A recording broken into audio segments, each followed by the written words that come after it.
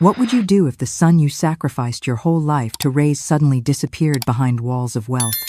For Mabel, an elderly mother from a remote countryside, the 6-month silence from her successful son was more terrifying than any storm.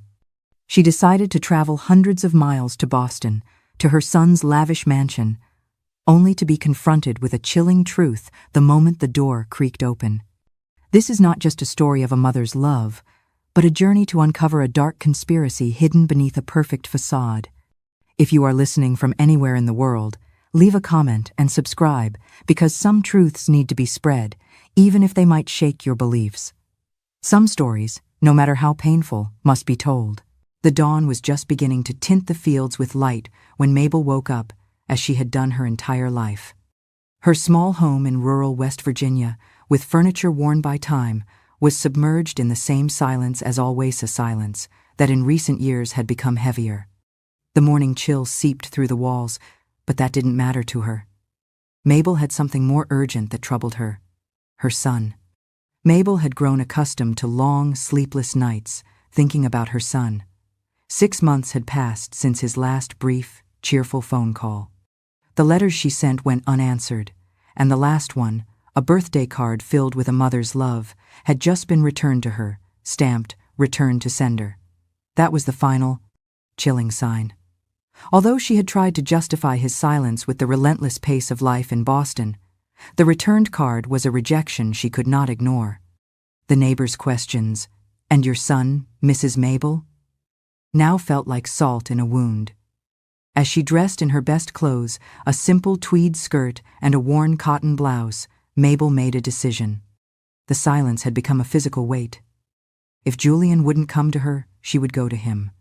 She had raised her son with her own hands, working from sunrise to sunset, in the fields after her husband's death. He was everything to her. She couldn't leave him without at least knowing the truth. Was he okay? Had he found something that was keeping him from his mother, or was there something darker behind his disappearance? With a small suitcase in hand, Mabel left her house, closing the door with a lump in her throat. The journey to the city was a formidable one, a long haul on a Greyhound bus that would carry her hundreds of miles from everything she knew. The emotional weight of it made the hours seem to stretch into days.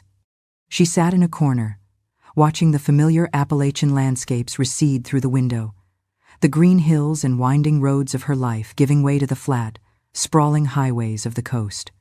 She remembered the last time she had said goodbye to Julian as he left for the city, his face bright with dreams and promises. He promised to call, promised that his success would also be hers. But now, with the silence of the past 6 months weighing on her, those once hopeful memories filled her with an overwhelming sadness. As the hours passed, the landscape changed. The vast hills of the countryside transformed into gray, tall buildings that seemed to defy the sky. The city was noisy, bustling, and to Mabel, completely foreign. The car lights, the incessant noise of traffic, the rush of people, it all made her feel small, as if she were in a place where she didn't belong. But there was no turning back. Julian was here, and she had to find him. Upon arriving at the bus station, Mabel felt overwhelmed by the number of people coming and going without even noticing her. With difficulty, she found the crumpled paper with Julian's estate address. She had kept it in her purse since the last time he wrote to her. The address was in one of the most exclusive areas of the city, a place she never imagined visiting. She took a taxi, and as the car drove her through the luxurious streets, Mabel gazed in amazement at the enormous buildings and mansions that passed by her window.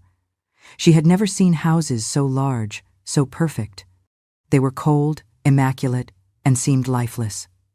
She remembered Julian's promise. "One day, I'll bring you to live with me, Mom. To the city, where everything is easier, more comfortable." But Mabel never wanted to leave her life in the mountains. The only thing she ever wanted was for her son to be happy, even if it meant being far from her. Finally, the taxi stopped in front of an imposing estate. The wrought iron gates and the perfectly manicured garden intimidated her. With trembling hands, she paid the taxi driver and got out of the car, standing in front of the door. She felt the weight of the luxury that surrounded her, as if the place itself was judging her. She took a deep breath and gathered her courage, ringing the doorbell. Several minutes passed, which for Mabel seemed like an eternity. Finally, the door opened slowly, revealing a young, elegantly dressed woman. Her beauty was cold, and her eyes, upon meeting Mabel's, filled with a mixture of surprise and contempt. "Yes?" the woman asked, not even trying to hide her disdain. "I'm Mabel, Julian's mother," she replied with a trembling voice. The woman's face showed no emotion, not a smile, not a welcoming gesture. "Julian is not home," she said curtly. "He's very busy with his company." Mabel's disappointment and unease intensified, but she didn't let herself be intimidated. She had come from far away, had traveled with a broken heart to see her son, and she wouldn't leave so easily. "I've come from the countryside to see him. I can wait until he returns," she said with a calmness that didn't reflect the emotional chaos she felt. Isabella, as the woman introduced herself, looked at her with a mixture of irritation and disdain. After a few seconds of discomfort, she finally agreed to let her in, leading her to a small room next to the entrance.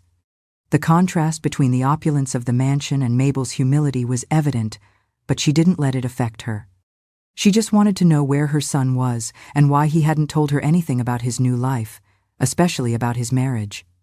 The wait would be long, but at that moment, Mabel was willing to do anything to be reunited with Julian.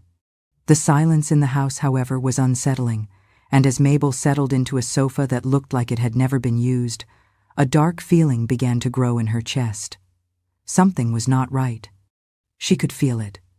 Mabel couldn't stop looking around as she settled into the enormous and luxurious living room of the estate. The contrast between the old furniture of her country house and the coldness of the opulence that surrounded her at that moment was overwhelming. The walls were adorned with expensive paintings, and the velvet curtains fell heavily to the floor, as if hiding secrets behind them. However, despite the luxury, something in that place seemed empty to her, as if the house itself lacked life. Mabel shifted uncomfortably on the leather sofa, which creaked under her weight. She couldn't shake the feeling that she didn't belong there, but her love for Julian kept her steadfast. She had traveled so far to see him, and she wouldn't leave without answers. She looked around for signs of her Sona photo, some memento that would confirm this was his home, but she found nothing. Not a single photograph of Julian, not a trace of his presence. It was as if the mansion reflected nothing of him. A few minutes passed before Isabella, Julian's wife, returned to the room. Her expression remained cold, almost detached, and she carried a cup of tea, which she placed in front of Mabel on a low coffee table. "Here to warm you up," she said with an indifferent tone. "Thank you, my dear," Mabel replied softly, hoping to break the barrier between them. "When do you think Julian will be back? I'm looking forward to seeing him." Isabella sat in a nearby chair, crossing her legs with a calculated elegance. Her eyes scanned Mabel's small, tired body, as if evaluating every aspect of her humble appearance. "Julian is very busy lately," Isabella replied. "His company consumes all his time. Sometimes he doesn't even come home at night. He's always traveling, closing important deals. He's a very sought-after man." Mabel nodded slowly, but something in her words didn't convince her. This wasn't the Julian she knew. Her son had always been dedicated, yes, but also affectionate. He would never have left his mother for so long without communicating, much less with the indifference that Isabella now projected. Every word she said seemed to have a layer of coldness and distance, as if there was something she didn't want to reveal. "And when do you think I can see him?" Mabel insisted, her voice firmer than before. "I don't know," Isabella replied, standing up again. "It could be days, maybe weeks. I'm not sure of his schedule, but if you wish, you can stay here until he returns." Isabella didn't wait for an answer before turning to leave, leaving Mabel alone once more in that huge, empty living room. Mabel watched her figure disappear behind a door and was left with the echoing sound of her own thoughts. Time passed slowly in the mansion. The rays of light that entered through the windows began to fade as the sun set, dyeing everything in orange and golden tones. The seconds felt eternal as Mabel waited for some sign, some news of her son. The tea Isabella had brought her had grown cold, but she didn't touch it. Her stomach was too unsettled to drink or eat anything. Hours later, Mabel began to feel even more uncomfortable. The silence in the mansion was unsettling, almost oppressive. The walls seemed to close in, and every small sound, from the creaking of wood to the distant murmur of the staff, was amplified in her mind. She knew something was wrong. Her mother's instinct screamed at her that there was something hidden behind that coldness, something Isabella was not willing to tell her. The house staff passed by from time to time, avoiding looking at her directly. They were like shadows, moving quickly from one room to another, as if they wanted to remain invisible. This only increased the unease in Mabel's heart. No one gave her a smile, not even a look of understanding. She felt like a stranger in her own son's life. Finally, when darkness completely enveloped the house, Isabella returned to the living room. This time, she offered no explanation or kind word. She simply stopped at the entrance, looking at Mabel. "It's late, Mrs. Mabel," she said without emotion. "I will ask Arthur, our butler, to take you to a room so you can rest. Julian may be several days late in returning." Mabel stood up, nodding slowly. Although her heart was full of uncertainty, she wanted to say something, to ask more, but she knew Isabella would give her no answers. Her son's wife had an impenetrable barrier around her, and there was no way to get through it for now. The butler, Arthur, appeared at the door. He was an older man, with a face marked by experience and a cautious expression. He motioned for Mabel to follow him through the dark corridors of the mansion in silence. As they walked, Mabel noticed that Arthur avoided making eye contact with her, but there was something in his attitude that made her think he knew more than he let on. They arrived at a small room, far from the center of the house. It was nothing more than a guest room, but for Mabel, it was more than enough. She was exhausted, both physically and emotionally. She sat on the edge of the bed, listening to the echo of Arthur's footsteps fading down the hallway. The silence fell upon her again, a silence that weighed on her chest. Before Arthur closed the door, Mabel stopped him with a question that had been on her mind since she arrived. "Excuse me, Arthur, right?" she said softly. "Do you know when my son will be back?" Arthur hesitated, as if unsure whether he should answer. Finally, he nodded slightly without looking at her. "Your son, Julian, is complicated, Mrs. Mabel. He is busy," he said, and without adding more, he closed the door behind him. Arthur's words resonated in Mabel's mind. There was something in the way he spoke that left her uneasy. The same empty words that Isabella had repeated, but this time with a tone that hinted at something more. What were they hiding? Lying on the small bed, Mabel tried to close her eyes, but she couldn't sleep. Her son was somewhere, perhaps closer than she thought, but wrapped in a mystery she couldn't comprehend. What was Isabella hiding from her, and why did no one seem to want to talk about him directly? As her thoughts wandered, Mabel knew one thing for sure. She would not leave that mansion until she discovered the truth about her son. Something was wrong. She felt it in the depths of her heart. The first ray of sun entered through the heavy curtains of the room when Mabel opened her eyes after a night full of restless dreams. The emotional exhaustion weighed on her body, but she knew she couldn't stop. Although Isabella insisted that Julian was traveling, her heart told her otherwise. There was something in that mansion that didn't fit, something that everyone around her seemed to be hiding.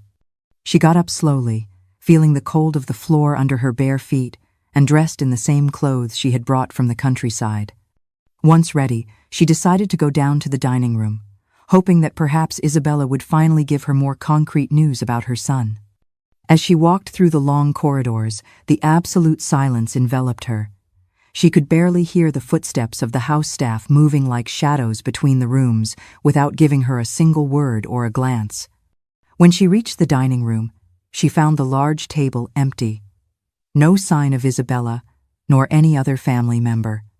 Only a couple of servants passed from one side to the other, serving a breakfast that seemed more appropriate for a feast than for the solitude in which the house was found. She sat down slowly in one of the chairs, uncomfortable with the luxury that surrounded her, but decided to wait. Minutes, perhaps hours, passed, but Isabella did not appear. The mansion, despite its size, seemed empty, and the feeling of abandonment grew in Mabel's chest.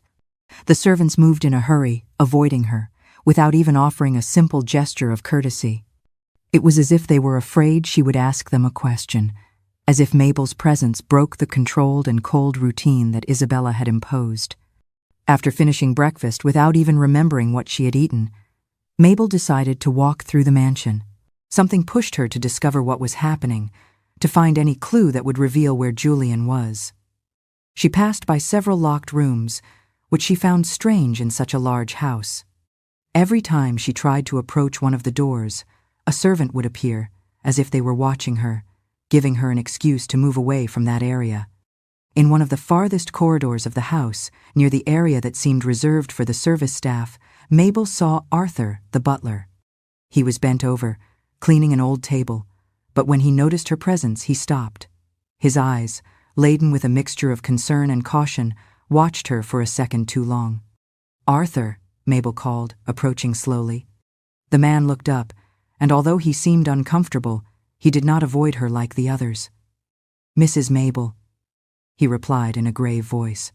"Where is my son?" she asked directly, feeling that she could no longer pretend that everything was fine. Arthur tensed, as if that question had put him in a dangerous situation. He looked to the sides, making sure no one else was listening. "Ma'am," he began, but then fell silent for a moment, as if struggling with the words. "It is not my place to say." Mabel realized that Arthur knew something important, but for some reason he couldn't say it at that moment. However, her intuition told her that he was the key to discovering what was really happening in that house.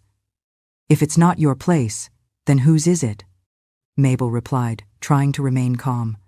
"My son is all I have, and something tells me you are not telling me the whole truth."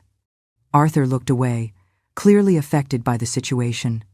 But before he could say anything more, a sound in the hallway alerted him.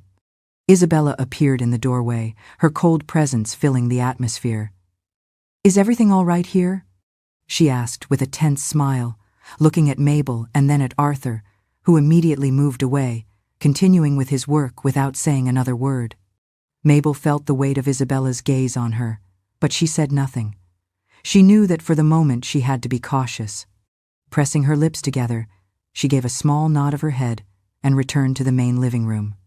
Later, as the afternoon fell, Mabel decided to approach Arthur again, knowing that her only ally, though silent, was trapped in the fear that Isabella inspired in all the employees. She found him in the kitchen, organizing some cutlery, and this time she made sure no one else was around. "Arthur, I know you know something. I beg you, tell me the truth," Mabel pleaded in a low voice, her eyes full of supplication. The butler looked down, but this time he couldn't avoid answering. "Mrs. Mabel, things in this house are not what they seem," he whispered in a tense tone. "Your son Julian is not on a trip, he is here, in the house." Mabel felt a blow to her chest. Julian was in the house all this time? Why had Isabella lied? Before she could ask more, Arthur continued, lowering his voice even more. "Julian had an accident months ago, a very serious accident. Since then, Isabella doesn't let anyone see him. She keeps him hidden. I can't say more, ma'am, but you have the right to know. Just be careful. Isabella is not who she seems to be." Mabel's heart beat forcefully as she tried to process what she had just heard. Julian was in that mansion, perhaps nearby, and she didn't even know it. What kind of accident had he suffered, and why was Isabella keeping him hidden? Before she could ask more questions, Arthur quickly moved away, leaving Mabel alone in the kitchen with the weight of her new suspicions. That night, in her room, Mabel couldn't stop thinking about what she had discovered. Something terrible was happening in that house, and now she knew it for sure. Isabella had lied to her from the beginning. Her son, her dear Julian, was there, somewhere, and they were keeping him prisoner in some way. The intrigue and fear consumed her, but one thing was clear. She would not leave that mansion until she knew exactly what had happened to her son and why his own wife was keeping him away from the world. Mabel promised herself that she would discover the truth, no matter the cost. That night, Mabel could barely sleep a wink. The murmurs of the shadows seemed to resonate through the corridors of the mansion, mixing with her own thoughts. She knew Julian was there, so close and yet so far, but he was being hidden, kept in the shadows by Isabella's coldness. Arthur's words haunted her. Julian is in the house. But why did no one talk about him? What kind of accident had he suffered to be kept locked up, invisible to the world? Anxiety and fear wouldn't let her stay still. The silence in the mansion was even more oppressive than usual, and the feeling that something was wrong devoured her from within. She got out of bed, determined to act. She knew Isabella would tell her nothing more, and the few clues she had gotten from Arthur were not enough. She had to find the truth for herself, even if it meant risking the unknown. Barefoot and with cautious steps, she left her room and walked through the corridors of the mansion, which were barely illuminated by the dim lights of the lamps. Her breathing quickened with each step, and the echo of her feet seemed to resonate in every corner, as if the whole place was watching her. The elongated shadows of the furniture seemed to move around her, and Mabel felt a shiver run down her spine. She passed by several closed doors, remembering how in previous days she had noticed that many of the rooms were completely locked. She stopped in front of one of those doors. It was a large wooden door with a heavy lock. Something inside her told her that behind that door was hidden a part of the truth she was so desperately seeking. She tried to turn the knob, but it was locked, like so many others. Just as she was about to walk away, she heard a sound of faint, almost imperceptible murmur. It came from the other side of the door. Mabel held her breath and pressed her ear against the wood. She couldn't make out words, but what she heard was unmistakable. Someone was talking, and it wasn't a monologue. It seemed like a conversation. Fear mixed with curiosity. Who was there? Could it be Julian? Mabel took a step back, her heart pounding. She couldn't open the door, but this confirmed her suspicions. Something was happening behind those locked doors. Before she could move, a figure appeared at the end of the hallway. It was Arthur, the butler. Seeing her there, he tensed visibly. He walked towards her, his steps silent, as if trying not to alert anyone else in the house. "Mrs. Mabel," he whispered, "you can't be here. Isabella must not find out." Mabel looked at him, her eyes reflecting the urgency of a mother desperate to know the truth. "Arthur, please tell me the truth," she said in a low, almost pleading tone. "My son is here, isn't he? You can't keep hiding what's happening from me. Something is wrong. I feel it in my heart." Arthur looked nervously down the corridor before meeting her gaze. His expression was a mixture of pity and terror. "He is here, Mrs. Mabel?" he whispered, his voice strained. "But he is unwell since the accident." "What accident?" Mabel pressed, her voice breaking. Arthur flinched. "A fall. That is the official story." He swallowed hard, his Adam's apple bobbing. "He's confined, in the West Wing. Only she and the nurse are allowed in." Arthur's voice cracked with emotion he could no longer contain. "He was a good man, Mrs. Mabel. A kind master. He treated the staff with respect. Not like she does. We have all watched him fade away, helpless. I cannot stand by and see it through to the end." He glanced over his shoulder, then met her eyes with a new, firm resolve. "Her office, and her brother's. They are always locked," Arthur added, his voice barely a whisper. "Every night, she leaves the key ring on the hook in the main pantry while the staff prepares her evening tea. It's the only time." He didn't say more, but the implication was clear. He was giving her a window of opportunity, not a key. The risk would be Mabel's alone. Mabel felt a whirlwind of emotions: pain, anger, fear. Julian, her son, was being held prisoner in his own house, under the control of his wife, and no one was doing anything to help him. "I have to see him," Mabel said, clenching her fists. "I have to see my son." Arthur looked at her sadly. "It's not that easy. Isabella has eyes everywhere. She doesn't allow anyone to get near Julian without her permission. But there is someone who might be able to help you." Mabel looked up, hopeful. "The nurse who takes care of Julian is named Clara. She is the only one who has seen him since he got sick. If you can talk to her, maybe you can find out more." Mabel nodded, feeling a spark of hope light up her soul. Now she had a name, a possible ally. But she also knew that any false move could put not only her son's health at risk, but also her own life. Arthur took her arm gently and guided her towards the back of the house, where there was a small garden hidden by the high walls of the mansion. "You can't go directly," he warned. "You must wait for the right moment. Isabella leaves the house at certain times to attend to business. When she's away, I'll find a way for you to talk to Clara. But please, Mrs. Mabel, be careful. We are not safe here." Mabel nodded with determination. The fresh air of the night garden hit her face, giving her a moment of clarity. She knew the pieces of the puzzle were starting to fit together, but she also understood that confronting Isabella would be a challenge full of danger. Back in her room, Mabel dropped onto the bed, her mind in constant turmoil. Julian was there, somewhere in the mansion, and she would not stop until she freed him. But now she knew she was not alone in this fight. Clara and Arthur were the key to discovering the truth and getting her son out of the clutches of that house, which, despite its luxurious exterior, hid dark secrets within. The night grew even longer, but this time Mabel did not feel the same emptiness. She knew what she had to do, and nothing and no one could stop her. The sun was beginning to rise on the horizon when Mabel woke up, her thoughts still clouded by what she had discovered the night before. She knew that the situation in the mansion was much darker than Isabella had let on, and that her son was trapped in the middle of a plot she did not yet fully understand. But Isabella's cold and calculating face and Arthur's fearful tone made it clear to her that nothing that happened there was an accident. She was waiting for the right moment, just as Arthur had promised.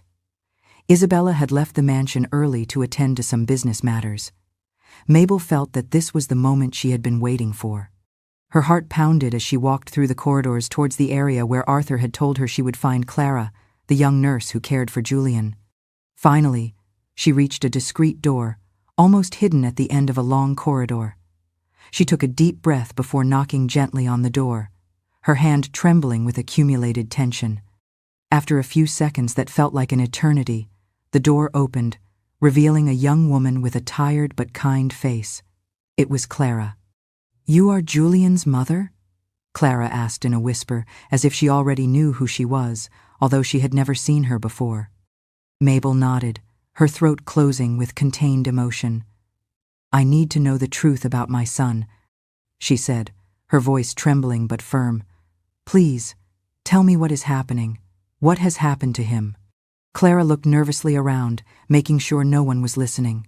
Then, with a quick gesture, she motioned for Mabel to enter. Once inside, Clara closed the door carefully and turned to her, her eyes reflecting concern. "Mrs. Mabel, there are many things I shouldn't tell you, but you have the right to know," Clara began in an almost inaudible tone. "Your son is gravely ill, and not just because of the accident Isabella mentions. I can't prove it, but I suspect that Julian has been slowly poisoned." Mabel's world stopped in that instant. Clara's words fell like a dry blow on her chest. "Poisoned?" Mabel whispered, unable to comprehend. "How is that possible? Who could do such a thing?" Clara took a deep breath before continuing. "Isabella. She controls everything that happens in this house, and since Julian's accident, no one else has had direct access to his care. Except for me and a few people she trusts. The symptoms your son presents are not consistent with a fall. The weakness, the vomiting, the loss of mobility. Everything points to him having been consuming something that has weakened him slowly. I have no concrete proof, but every time he shows signs of improvement, he suddenly worsens after one of Isabella's visits." Mabel felt a cold rage take hold of her. How could Isabella do something so monstrous? Her son, her dear Julian, was being destroyed from within by the person he had trusted most. "It can't be," she said, struggling to hold back tears. "Why would she do that? What would she gain by harming him?" Clara looked at her with sadness. "Control. Since Julian fell ill, Isabella has taken control of all the businesses. She has made suspicious financial moves, and her brother, Caleb, is also involved. Everything points to them slowly emptying Julian's accounts, appropriating his assets. If Julian dies, Isabella would inherit everything." Clara's words sank deep into Mabel. Everything began to make sense. Isabella's coldness, the silence in the house, the evasive glances of the staff. It was a plot, a meticulously calculated plan to take from Julian not only his life, but everything he had built with so much effort. And meanwhile, her son lay in a bed, slowly wasting away. "We have to do something. We have to get him out of here," Mabel said, her voice laden with desperation.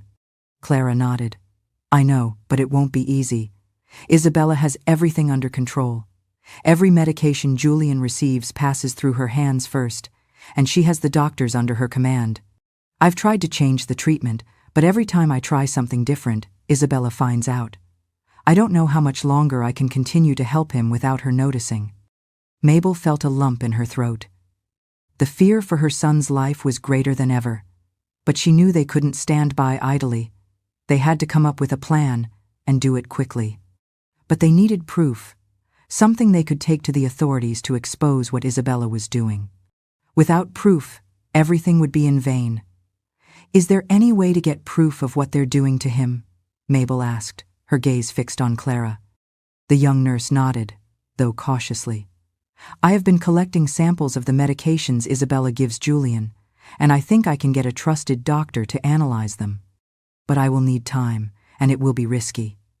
If Isabella discovers what we are doing, she could make things worse for Julian." Mabel knew that time was not on her side, but she also understood that without proof, she would have no chance.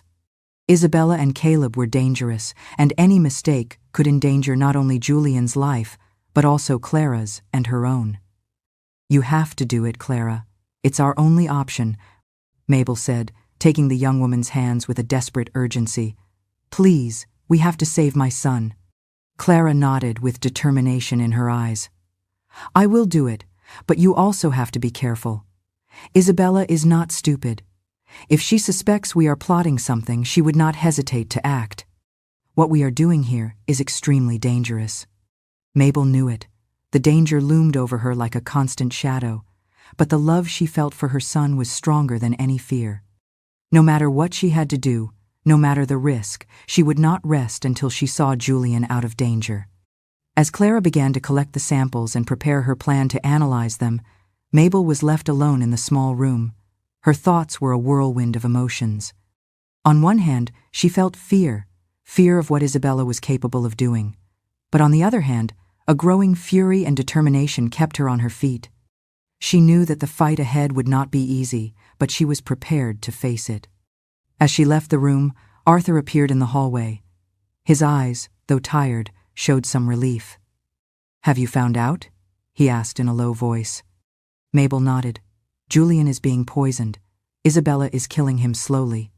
Arthur closed his eyes for a moment, as if what he had just heard confirmed all his suspicions. Then he looked at Mabel with determination. "I will help you in any way I can. We can't let Isabella get away with this." Mabel nodded. She knew that now more than ever she would need allies, and Arthur and Clara would be her pillars in this fight. Time was running against her, but now she had a plan, and above all, hope. As the sun began to set, dyeing the skies a deep red, Mabel felt that the battle for her son's life had just begun, and she was ready to face Isabella, no matter what that meant. The days passed slowly in the mansion, each one laden with a silent tension. Mabel felt the weight of uncertainty crushing her more and more as she awaited the moment Clara could obtain the proof of Julian's poisoning. She couldn't afford to make a single mistake or act rashly. The threat posed by Isabella and Caleb was greater than she had imagined. During the day, Mabel spent most of her time walking the corridors of the house, observing the movements of the staff and Isabella with attention.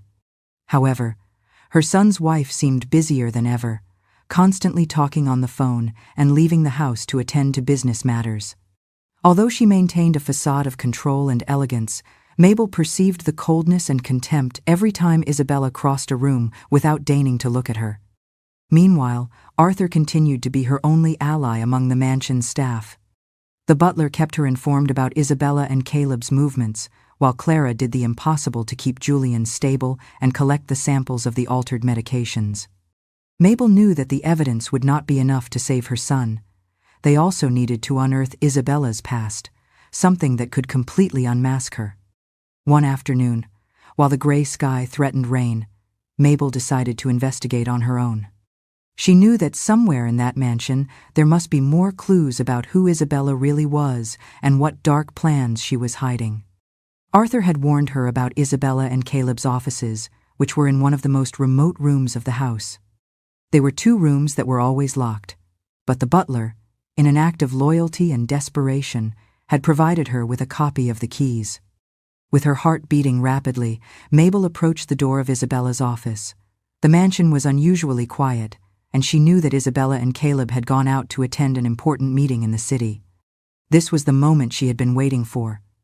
The key turned in the lock with a faint click, and Mabel gently pushed the door open. The office was a perfect reflection of Isabella's personality, impeccably cold and without a hint of human warmth. Mabel's hands trembled as she searched the desk. There was no secret file conveniently labeled. Instead, tucked into a locked drawer she managed to pry open with a letter opener, she found not a confession, but pieces of a puzzle. There were recent, heavily one-sided life insurance policies on Julian. Beside them were pharmacy receipts for drugs she didn't recognize, prescribed by a doctor she'd never heard of. Most damning of all was a thin folder containing newspaper clippings from years past, detailing the accidental deaths of 2 other wealthy, older men Isabella's previous husbands. There were no direct links, but the pattern was chilling and undeniable. Julian, her son, wasn't the first. He was the 3rd act in a repeating tragedy. One of the oldest letters, written by the brother of one of the deceased, recounted how he had tried to investigate his brother's death, but all his attempts had been thwarted. Isabella had made sure to silence the media and anyone who tried to question the official version of the accident. Mabel felt a sense of disgust and horror wash over her as she realized that Isabella had been repeating this cycle, marrying rich men, manipulating them, and getting rid of them to keep their fortunes. Julian, her dear son, was the next victim in that long list of betrayals and deaths. Mabel clenched her fists as rage and pain fought to overwhelm her, but she knew she couldn't give in to those emotions. She had to stay strong, focused. This information was crucial, but it might not be enough to convict Isabella without the proof of the poisoning. However, with this file, she could at least expose her true character to the authorities. She quickly put the file in her purse and left the office.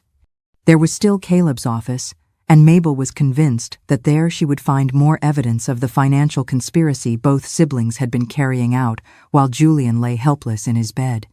With the same caution, she went to Caleb's office, whose door she also opened with the key Arthur had provided. The interior was much more austere than Isabella's, with piles of papers and legal books stacked everywhere. Unlike Isabella's meticulous order, Caleb seemed to have a controlled chaos around him. Mabel began to review the folders and documents on the desk, looking for anything that could incriminate Caleb and his sister. What she found sent a chill down her spine.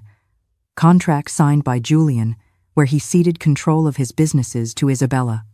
The signatures were recent, but Mabel knew that Julian had been too ill to even hold a pen in recent weeks. That could only mean one thing: the signatures had been forged. In addition, she found several records of money transfers to unknown accounts, all linked to Isabella and Caleb. The money Julian had worked so hard to earn was disappearing, being drained in a carefully calculated plan to impoverish him and leave Isabella as the sole heiress of what was left. The proof was there, right in front of her. Isabella and Caleb had been manipulating Julian's businesses since he fell ill. They didn't just want his life, they also wanted to destroy his legacy, his effort, everything he had built. Mabel took some quick photographs of the documents with her phone, knowing she had to move fast before someone discovered her. She put the evidence in her purse and left the office, her heart pounding. She had everything she needed: Isabella's dark past, the forged contracts, and the financial records that proved the betrayal. The only thing missing was the proof of the poisoning. She returned to her room, feeling that she had finally taken a crucial step towards saving her son. But the weight of what she had discovered also crushed her. How could someone be so cruel? How could the woman who had promised to love and care for Julian be behind such a monstrosity? The next day, Mabel met with Clara in secret. The nurse gave her the samples of the medications she had collected over the last few days. She stored them carefully, knowing that a trusted doctor would analyze them. If their suspicions were confirmed and the medications were adulterated, they would have the definitive proof to take to the authorities. "How long do you think it will take to get the results?" Mabel asked anxiously. Clara sighed, clearly exhausted by the tension of the last few days. "I hope in a couple of days, but we must be careful. Isabella is starting to suspect. If she notices we're up to something, she might act before we have the evidence." Mabel nodded, feeling that time was her greatest enemy. Every day that passed, Julian's life hung by a thread, but she also knew they couldn't rush. The only way to defeat Isabella was to be meticulous, just as she had been in her plan to destroy Julian. Clara promised she would continue to keep Julian as stable as possible, although it was getting harder. The situation became more desperate as the days passed, but both women knew they couldn't give up. Mabel returned to her room that night, overwhelmed by the weight of the evidence she had collected and by the fear that Isabella would discover what they were plotting. She knew a confrontation was inevitable, and that when that moment came, she would need all the courage and strength she had left to face a woman as dangerous and calculating as Isabella. She looked out the window, where the city lights flickered in the distance. She wondered how many other lives Isabella had destroyed with her unbridled ambition. But one thing was clear to Mabel: her son would not be the next victim. With this renewed determination, Mabel mentally prepared herself for the next steps. The days passed slowly in the mansion, and with each passing hour, it felt as if time was against her. Mabel knew the situation was becoming more critical with each day Julian remained under Isabella and Caleb's control. However, she now had an advantage. The evidence was on its way, and her son's poisoning was about to be exposed. But there was something else that worried her deeply. Even if they got the proof, Julian was still a prisoner in his own home. Isabella had barely left the mansion in recent days, which complicated any attempt to get close to Julian. Her movements were cold and calculated, and Mabel couldn't help but feel that Isabella was beginning to suspect something. However, fate soon gave her the opportunity she was waiting for. One morning, Arthur informed her that Isabella and Caleb had an important meeting out of the city and would be gone for most of the day. This was the moment Mabel, Clara, and Arthur had been waiting for. The escape plan had to be executed now, while Isabella and Caleb were away. Any delay could be fatal. They knew they couldn't just take Julian out of the mansion without someone stopping them, so they had devised a meticulous plan. It was barely dawn when Isabella and Caleb left the house. The butler, always efficient and discreet, confirmed that the guards at the entrance and the security cameras had been temporarily deactivated thanks to a small malfunction he himself had orchestrated. Time was on their side, but they also knew that any mistake could cost them dearly. Clara was in Julian's room, preparing him for the move. Julian, though weak and barely conscious, seemed to sense that something important was about to happen. His eyes, dimmed by illness, moved slowly as he tried to understand what was happening around him. Mabel entered the room silently and stopped upon seeing her son in that state. She had spent weeks unable to get close to him, and now that she had him in front of her, she couldn't hold back her tears. The man who had been her pride, her strong and determined son, now lay in bed like a shadow of what he once was. His skin was pale, almost translucent, and his body had thinned so much that he seemed fragile, vulnerable. Seeing him like this broke her heart into 1,000 pieces, but it also ignited a strength in her she didn't know she had. She couldn't let Julian die in that place. "Julian, my son," she whispered as she approached the bed, gently stroking his hand. I'm here to get you out of this." Julian slowly turned his head towards her, and although he couldn't utter a single word, Mabel saw a flicker of recognition in his eyes. She knew that deep down, her son was still fighting, even though his body was weakened by months of poisoning. Clara approached delicately. "We have to move him now, before Isabella gets back," she said in a whisper. "I've prepared the ambulance. It will take us to a private clinic where he'll be safe." Mabel nodded, quickly wiping away her tears. She knew this was not the time to fall apart. Together, Clara and Mabel helped Julian sit up as gently as possible. Julian's body could barely support itself, and every small movement seemed to cause him pain, but there was no alternative. They needed to get him out of there before it was too late. Arthur appeared at the door with a wheelchair, and very carefully they placed Julian in it. The silence in the mansion was absolute, but every little noise, from the squeak of the wheels to the rustle of the sheets, seemed to resonate loudly in the empty hallways. Any sound could alert someone, and they couldn't afford to be discovered. The journey through the mansion's corridors was tense, with every shadow and every corner feeling like an imminent threat. As they moved towards the back exit where the ambulance was already waiting, Mabel couldn't help but imagine what would happen if Isabella or Caleb returned early. Her heart pounded, and the sense of urgency grew with every step they took. Finally, they reached the back door.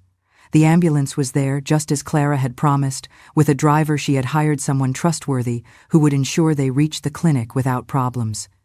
With great care, they placed Julian on a stretcher and lifted him into the vehicle. Mabel didn't allow herself to relax until the ambulance doors closed and they began to move away from the mansion. Clara was by her side, closely monitoring Julian's condition as the vehicle sped towards the clinic. Although they knew the immediate danger had passed, the risk was still enormous. Isabella and Caleb would soon discover that Julian was not in the house, and when they did, they would react with fury. As the ambulance drove away, Mabel looked out the window, watching the mansion grow smaller in the distance. A part of her felt relief at seeing the place that had caused her son so much harm disappear behind them. But another part, the more rational one, knew that the real battle was about to begin. Getting Julian out of the mansion was just the first step. The private clinic they arrived at was small, discreet, and away from the hustle and bustle of the city. Clara had carefully chosen the place so that Julian could receive medical attention without Isabella or Caleb being able to interfere. As soon as they arrived, a medical team, aware of the situation, took charge of Julian, immediately taking him to a room where they began to treat him. Mabel remained in the waiting room, sitting on an uncomfortable plastic chair while Clara and the doctors worked inside. She knew they were doing everything possible to save him, but the wait was unbearable. Every minute that passed without knowing how her son was doing tore her apart. After what seemed like hours, Clara came out of the room with an expression of moderate relief. "Julian is stable for now," she said in a reassuring tone. "The doctors believe we can reverse some of the damage he has suffered, but it will be a long and complicated process. The important thing is that he is in a safe place." Mabel let out a breath she had been holding all day. Although her son was still fighting for his life, the fact that he was out of Isabella and Caleb's control was an immense relief. She knew Julian was not completely out of danger, but at least he had a chance to recover. "What do we do now?" Mabel asked, looking at Clara with eyes full of uncertainty. "Now we must wait for the results of the medication tests," Clara replied. "If we confirm that Julian was poisoned, we can bring the case before the authorities. The evidence you have about the financial movements will also be crucial. Isabella and Caleb will not be able to get away with this." Mabel nodded, although she knew that moment was still far off. There was still much to do, and Isabella's threat was still latent. They wouldn't stand idly by when they discovered Julian had escaped. But for now, Mabel allowed herself a moment of peace. Her son was safe, even if only temporarily, and that was more than she had had in weeks. With a tired but determined face, she sat in the waiting room, knowing that the fight was not over, but that at least they had taken an important step towards Julian's freedom. The silence in the clinic was different from that of the mansion. Here, there were no lurking shadows or dark secrets. Here, there was hope. The sun was just beginning to set behind the hills when Isabella and Caleb arrived at the mansion. The atmosphere in the vehicle was tense. They had had an important meeting, but their minds were not entirely on business. Isabella had noticed small changes in the house in recent days. There was something in the air that unsettled her, and although she couldn't pinpoint exactly what it was, she felt that things were not under her control as they used to be. When they reached the main entrance, something immediately caught her attention. Security seemed relaxed. Isabella frowned and got out of the car, walking quickly towards the door. Caleb, who had always been more methodical and cautious, followed her with firm steps. The mansion seemed quiet, but that absolute silence that had once seemed comforting to her now felt unsettling. Upon entering, they were greeted by the butler, Arthur, as always, with his neutral countenance, but Isabella noticed something different in his gaze. It was almost imperceptible, but she knew how to read people, and Arthur seemed uncomfortable. Isabella watched him for a second, too long but said nothing. Inside, her distrust was growing rapidly. "Is everything in order, Arthur?" she asked, her voice soft but laden with authority. "Everything is as usual, madam," the butler replied, avoiding eye contact, which only served to increase Isabella's suspicions. However, she decided not to press him for the moment. Over the years, she had learned to trust her instincts, and that instinct told her that something had changed while she was away. She looked at Caleb, who, although he did not share the same sense of urgency, nodded briefly as if he understood what she was thinking. Without a word, they both began to walk towards the wing where Julian had been confined. Meanwhile, at the clinic, Mabel was anxiously watching the clock. Clara had insisted that she needed to rest after the day's tension, but the mother could not get the image of Isabella and Caleb discovering Julian's escape out of her mind. She knew that moment was about to arrive. Soon, the silence in the mansion would be replaced by a storm of fury. The doctor came out of Julian's room, where they had been stabilizing him for the last few hours. He approached Mabel and Clara, who were waiting in the hallway. "Your son is stable for now," the doctor reported. "His body has responded well to the initial treatment, but he has been subjected to a slow and prolonged poisoning process. It will take him time to recover completely, if he does." Mabel swallowed hard, her heart tight with anguish. "Is he going to survive?" she asked with a trembling voice. The doctor paused, as if carefully choosing his words. "He has a good chance of surviving, but he will need constant attention. The damage caused by the poisoning is extensive, and his recovery will be a long and difficult process. What he needs most now is rest and stability." Mabel nodded, relieved that at least her son was still alive. But she knew that this relief was temporary. Out in the real world, the threat of Isabella and Caleb remained, and it was only a matter of time before they started looking for Julian. "The proof of the poisoning," Clara began to say, interrupting her thoughts. "How much longer will it take to get the results?" "A few more days," replied the doctor. "What we have found so far confirms our suspicions, but we need a more detailed analysis to present it as formal evidence." A few days. Mabel felt that those days would be an eternity. There was no time to lose. Every second that passed was an opportunity for Isabella to act, and Mabel knew they would not stand idly by. At the mansion, Isabella and Caleb reached Julian's room. Isabella opened the door with the same cold confidence as always, expecting to find her husband in the helpless and vulnerable state she had left him. But when she entered, her heart stopped. The bed was empty. For a second, she couldn't process what she was seeing.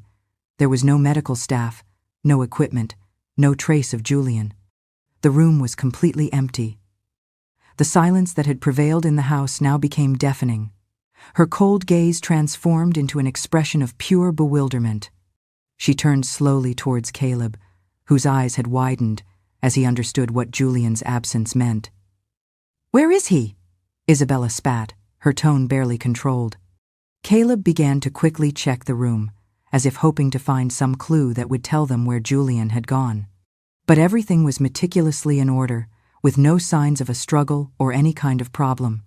"This can't be happening," Isabella murmured, beginning to lose the control she worked so hard to maintain. "How is it possible that he's gone? No one could have taken him out of here without me knowing." She approached Arthur, who had followed at a safe distance. "Arthur, who was here while we were away?" Isabella asked, her tone icy. Arthur, who had been waiting for this moment, kept his gaze low. "Only the usual staff, madam. No one from outside the house. No one saw him leave." Isabella began to lose her calm, her facade of control and power crumbling rapidly. "How is it possible that he disappeared without a trace?" Arthur paused slightly, as if carefully choosing his words. "It's possible that someone from the staff helped him leave." He left the sentence hanging in the air, knowing that pointing a finger at someone directly would put more than one person at risk, including himself. Isabella turned to Caleb with an expression of pure hatred. "I knew we should have taken more precautions." I knew we couldn't trust anyone, she said, almost spitting the words. But it doesn't matter. We will find him, and when we do, there will be no one left to stand in our way. Back at the clinic, the atmosphere was tense. Mabel, though relieved by her son's safety, couldn't stop thinking about the storm that was about to break. She knew that Isabella and Caleb would stop at nothing to regain control of Julian and his businesses. Clara, noticing her concern, sat next to her. I know what you're thinking, she said in a low voice.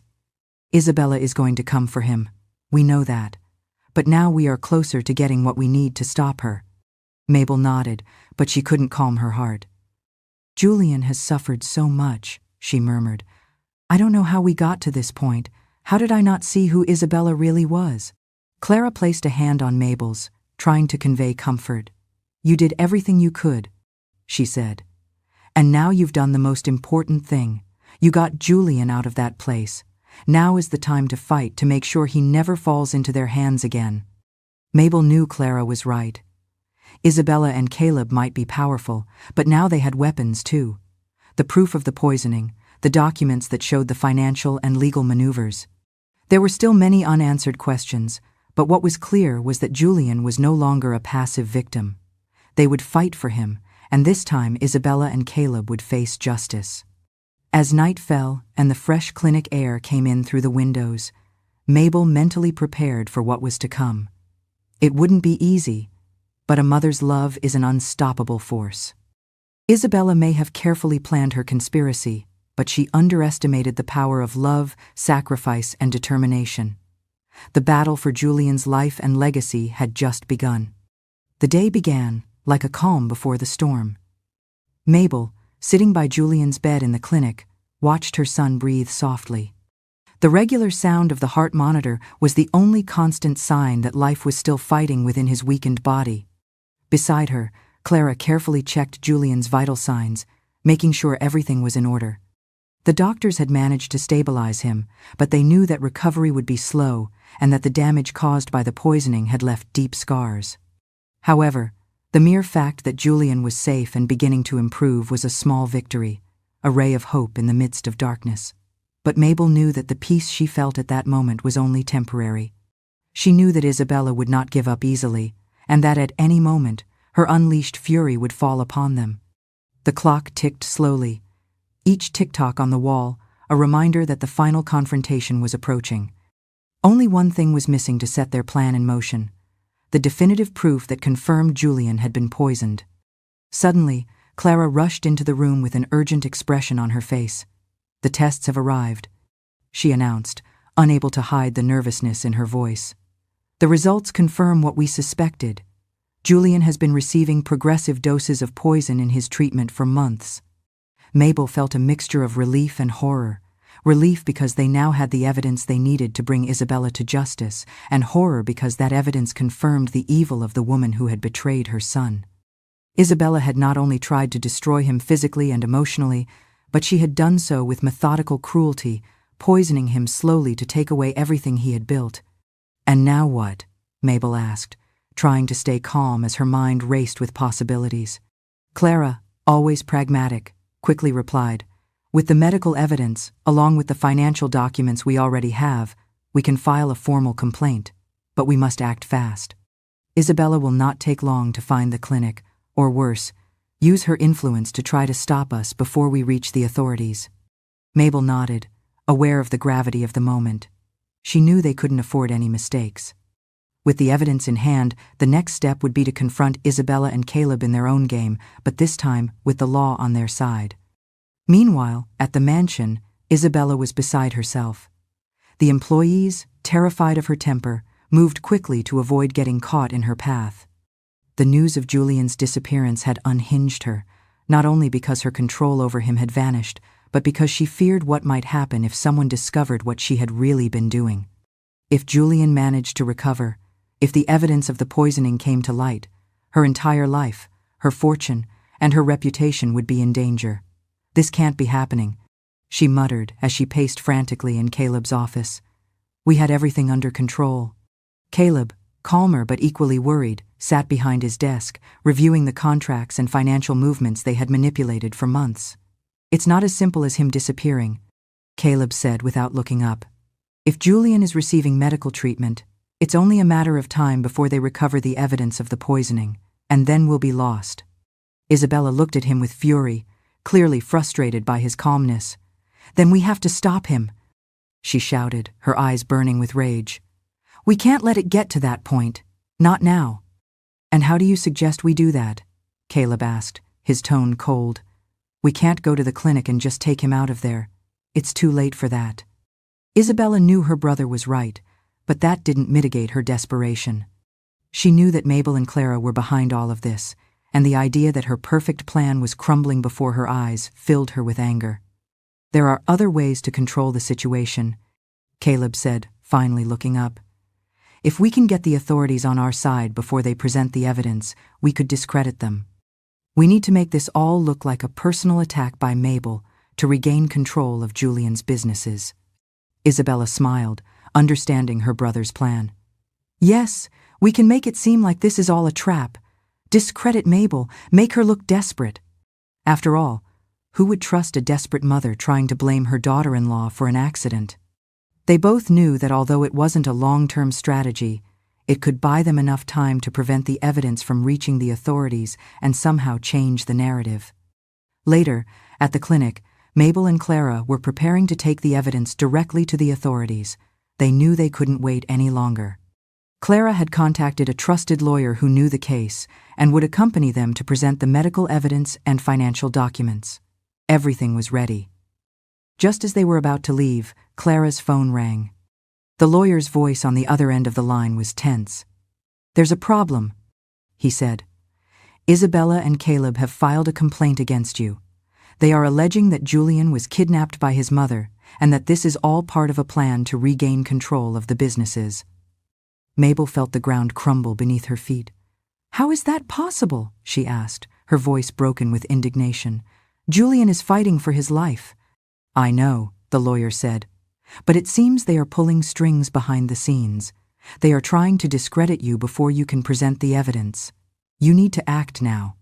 Mabel turned to Clara, knowing that the legal battle they were about to face would be even more difficult than they had imagined. But she also knew they couldn't stop. Julian's well-being and life were at stake, and she couldn't let Isabella win this time. Let's go, she said with renewed firmness. Let's fight with everything we have. Mabel did not face them in a dramatic courtroom showdown. Instead, she sat in a sterile police conference room, her hands shaking as she and Clara laid out the evidence for two stern-faced detectives, the pharmacist's receipts, the insurance policies, the lab results from the adulterated medicine Clara had smuggled out. The detectives listened, their expressions unreadable. The battle was not won with a gavel, but with the quiet, methodical work of an investigation that followed. Weeks later, Isabella and Caleb were arrested, not in a grand spectacle, but in a swift, silent apprehension at their mansion. The news came to Mabel via a phone call from her lawyer. There was no triumph, only a profound, weary relief. The sentence fell on them like a death blow. Isabella, who had manipulated everything around her for years, watched her empire crumble in a matter of minutes. Security officers escorted her out of the courtroom, while Mabel, relieved but exhausted, collapsed into a chair, feeling that justice had finally triumphed. The days following the trial were a mixture of relief and reflection for Mabel. After Isabella and Caleb's sentencing, life began to return to a calmer pace. Although the healing process for both Julian and herself would be long, the warm summer wind blew gently over the countryside where Mabel had lived most of her life, and where she now found herself again, next to her son, who was slowly recovering in the tranquility of the family home. Julian had been transferred from the clinic to a small rented country house near Mabel's home, where he received constant medical care but was far from the painful memories of the mansion. Although his health was still fragile, he had shown clear signs of improvement in recent weeks. His strength was returning little by little, and although the road ahead was still long, he was alive, out of danger, and surrounded by his mother's love. Mabel was sitting on the porch of the small house, looking at the horizon as the sun slowly set. The sky was tinged with warm colors, and the sound of birds filled the air. So much had happened in recent months that at times it was hard for her to believe it was all over. She remembered every moment of anguish, every tear shed by her son's bedside, and now here she was, with Julian safe and Isabella and Caleb facing the consequences of their actions. Clara arrived shortly after, smiling with that mixture of exhaustion and satisfaction that was so characteristic of her. She had decided to continue as Julian's nurse during his recovery, and over time, she had become a close friend to Mabel. They had shared a journey of struggle and sacrifice, and the bond they had forged was something that could not be easily broken. "I saw him a little better today," Clara said as she sat next to Mabel. "He's regaining mobility in his legs, and the doctors think he'll soon be able to start walking again, although it will be a slow process." Mabel smiled. Any small improvement was an immense gift for her. "Thank you, Clara. I don't know how I would have done all this without you," she said, her voice full of gratitude. Clara returned the smile, but her eyes reflected something deeper. "It wasn't just for Julian that I did it. You have been incredible, Mabel. Your love and determination saved your son. It was you who never gave up, not even when it seemed like all was lost." Mabel looked towards the horizon, letting Clara's words carry her away. She didn't consider herself a hero, far from it, but she knew she had fought with everything she had. In the end, it was a mother's love that had driven her, that had given her the strength to face Isabella despite all the difficulties. Later, Mabel went into the house and went straight to Julian's room. He was sitting in bed, with pillows supporting his back and his eyes closed, but upon feeling his mother's presence, he slowly opened his eyes and smiled. "Mom," he murmured in a soft but clear voice. Mabel approached and sat next to him, taking his hand in hers. The warmth of the contact comforted her, like a constant reminder that her son was still with her. "You're getting better every day, my son," she said tenderly. "Soon you'll be running through the fields again, like when you were a boy." Julian let out a small laugh, although the effort it took was noticeable. "Maybe I won't run as fast as before, but I hope to be on my feet soon." They were both silent for a moment, enjoying each other's company. The time for words was no longer as necessary as before.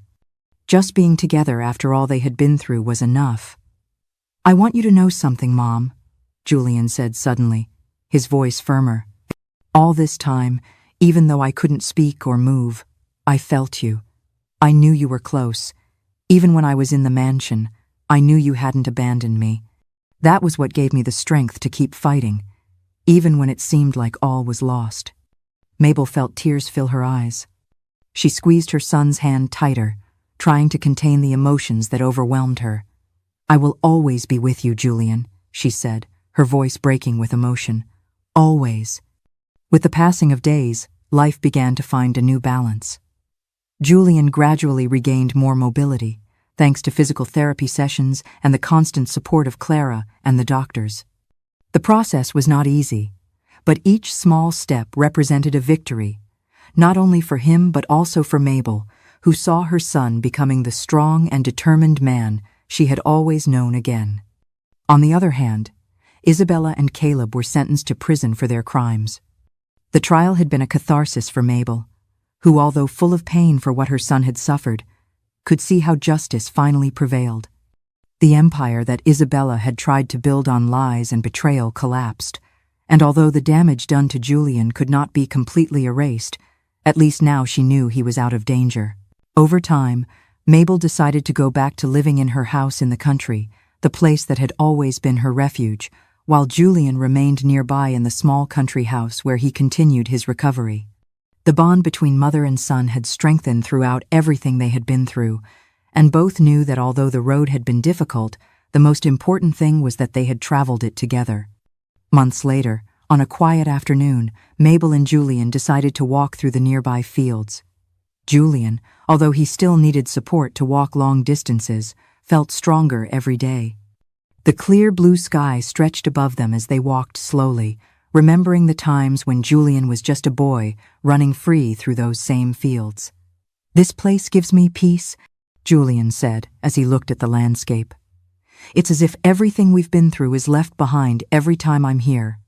Mabel smiled, feeling the same relief. This is where you will always find your home, son. No matter how far you go, this will always be your refuge." Julian looked at her and smiled. He knew that whatever happened in the future, he would always have his mother by his side. That was the true wealth, something that neither Isabella nor Caleb could ever take from him. The sun began to set on the horizon, and mother and son continued walking together, with the promise of a future full of peace after having faced and overcome the darkness. Life had changed, but the love and strength they shared would unite them forever. The road ahead may not be paved with roses, but they knew that as long as they held each other's hands, they would have the strength to rebuild everything. Each step was no longer weighed down by the burden of the past, but was lighter and steadier, heading towards a future where love is the one and eternal guiding light. The story concludes, but its echo lingers. It is a story about the love of a family, especially the bond between a mother and son, which is an extraordinary source of strength, capable of healing all wounds and helping us overcome the darkest adversities. No matter how difficult life gets, as long as you hold fast to your faith in the future and have someone to share the journey with, light and peace will return. If this story has touched your heart, don't forget to press like to spread its meaningful message. Subscribe to the channel so you don't miss the next emotional journeys. And please leave a comment to share your thoughts.